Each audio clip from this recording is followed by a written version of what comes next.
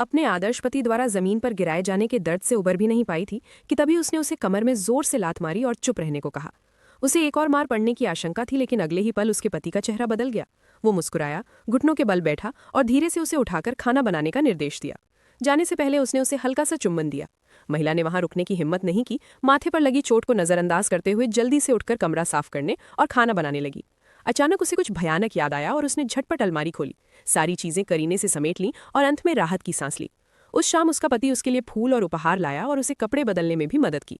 पूरी तरह से महिला एक कठपुतली की तरह अपने पति की दया पर निर्भर थी।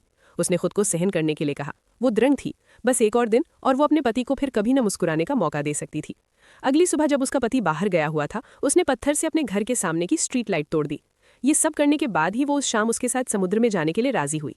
लेकिन यात्रा के आधे रास्ते में ही शांत समुद्र अचानक उग्र हो उठा। एक के बाद एक लहरें उठने लगी और भारी बारिश होने लगी।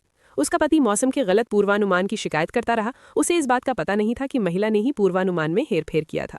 तूफान को तेज होते देख उनके पास वापस लौटने के अलावा कोई चारा नहीं था। अचानक हवा और बारिश से पाल उड़ गया और क्रूज जहाज बेकाबू होकर डगमगाने लगा। पति और उसकी साथी को इसे रोकने के लिए उठना पड़ा, लेकिन हवा और बारिश बहुत तेज थी। अचानक हुए इस झटके से पति पाल के सहारे समुद्र में गिर गया। उसकी साथी ने बड़ी मुश्किल से उसे वापस खींचा। जब उन्हें लगा कि सब ठीक हो गया है, तभी मुड़कर देखने पर उन्होंने पाया कि महिला गायब हो गई थी।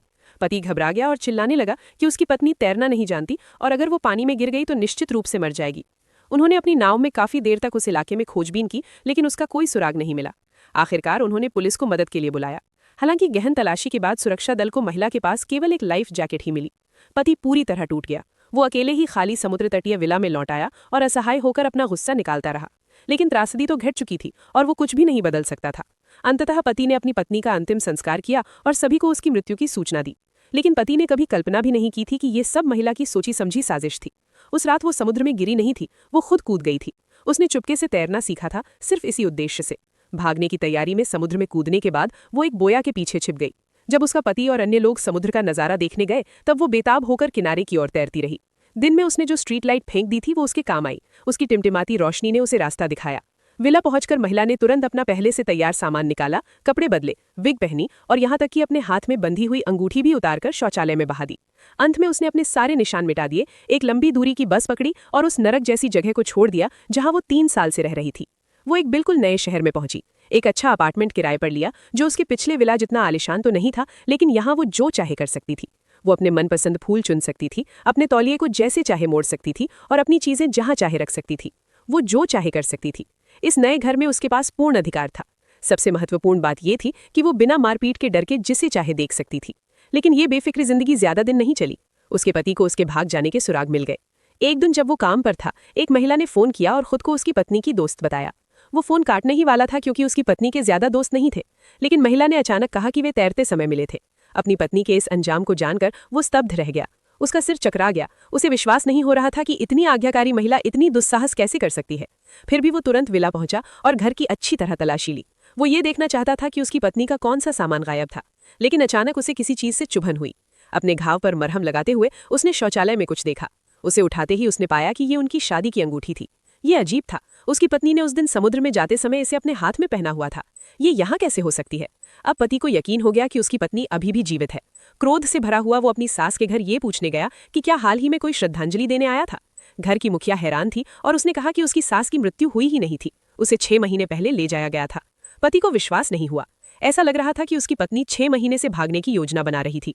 उसने तुरंत सारी जानकारी मांगी। सौभाग्य से प्रबंधन को नहीं पता था कि वे कहाँ गए हैं, लेकिन पति ने हार नहीं मानी और काफी संसाधन खर्च करके आखिरकार उस नर्सिंग होम का पता लगा लिया जहां उसकी सास रहती थी। हालांकि महिला पूरी तरह अनजान बनी रही थी। उसने एक नया जीवन शुरू कर दिया था और अपनी पड़ोसन के साथ तेजी से संबंध बना रही थी।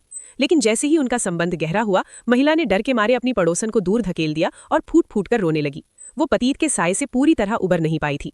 पड़ोसन देख सकती थी कि महिला ने बहुत कष्ट सहा है और उसकी मदद करना चाहती थी, लेकिन महिला ने निर्दयता से उसे भगा दिया। निराश होकर वो केवल चली गई। सौभाग्य से एक रात सोचने के बाद महिला ने पतीत को भुलाने का निर्णय लिया और अपनी पड़ोसन से संपर्क किया। अपना पतीत बताने के बाद पड़ोसन को उस पर बहुत दया आई और उसने इस बेचारी महिला की रक्षा करने का वादा किया। जब उसने सुना कि महिला अपनी मां से मिलना चाहती है लेकिन हिम्मत नहीं जुटा पा रही है, तो उसने सलाह दी और यहाँ तक कि उसे एक युवक के भेष में आने में भी मदद की। इस भेष में महिला और भी साहसी हो गई और उसी दिन अपनी मां से मिलने का फैसला किया। हालांकि उसकी मां अंधी थी, फिर भी उसने अपनी बेटी की आवाज पहचान ली। माँ और बेटी, जो लंबे समय से एक दूसरे से नहीं मिली थी, उत्साह से गले मिले। लेकिन महिला को जरा भी उम्मीद नहीं थी कि उसका पति वहां उसका इंतजार कर रहा था और उसे पीछे से देखते ही पहचान गया।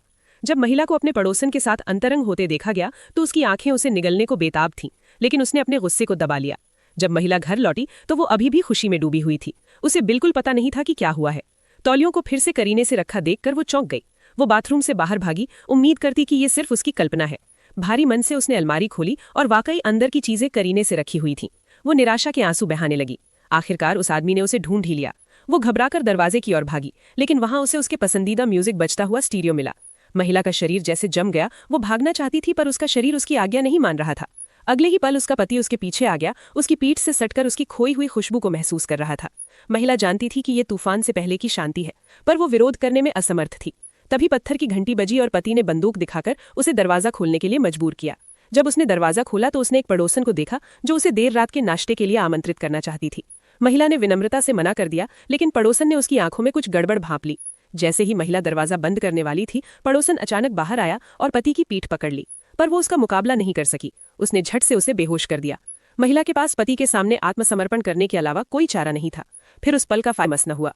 उसने उसे पुलिस को फोन करने के लिए भी कहा, क्योंकि कमजोर लोगों के लिए मदद पाने का यही एक तरीका है, और उसे पूरा यकीन था कि उसकी पत्नी उसे मारने की हिम्मत नहीं करेगी। मानो समझ गई हो, महिला ने वही